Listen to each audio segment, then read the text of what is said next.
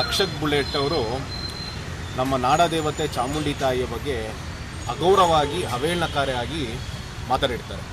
ಇದನ್ನು ಖಂಡಿಸಿ ನಮ್ಮ ಕಾರ್ಯಕರ್ತ ಆದಂಥ ಮಹೇಶ್ ಅವರು ಇಂದು ಬೆಂಗಳೂರು ನಗರ ಪೊಲೀಸ್ ಆಯುಕ್ತರಾದಂಥ ದಯಾನಂದ್ ಅವರಿಗೆ ದೂರನ್ನು ಕೊಟ್ಟಿದ್ದಾರೆ. ಆತನ ಮೇಲೆ ಸೂಕ್ತ ಕಾನೂನು ಕ್ರಮ ಜರುಗಿಸಬೇಕು. ಇಲ್ಲವಾದಲ್ಲಿ ಮುಂದಿನ ದಿನಗಳು ನಾವು ದೊಡ್ಡ ಮಟ್ಟಕ್ಕೆ ಹೋರಾಟ ಮಾಡ್ತೀರಿ. ಮತ್ತು ರಕ್ಷಕ್ ಎಲ್ಲೇ ಹೋದರೂ ಸಹ ಆತನಿಗೆ ಕಪ್ಪು ಮಸಿ ಬೆಳೆಯುವಂಥದ್ದಕ್ಕೆ ನಾವು ತಯಾರು ಮಾಡ್ಕೊಂಡಿದ್ದೀರಿ. ಎಲ್ಲೋ ಒಂದು ಕಡೆ ಏನಾಗುತ್ತೆ, ಈ ರಿಯಾಲಿಟಿ ಶೋಗಳಲ್ಲಿ ಕೆಲವರು ಆ್ಯಕ್ಟ್ ಮಾಡಬೇಕಾದ್ರೆ ಮತ್ತು ಡೈಲಾಗ್ ಡೆಲಿವರಿ ಮಾಡಬೇಕಾದ್ರೆ ನಮ್ಮ ಹಿಂದೂ ಧಾರ್ಮಿಕ ಭಾವನೆಗೆ ಧಕ್ಕೆ ತರುವಂಥದ್ದು ತುಂಬ ಆಗ್ತಿದೆ.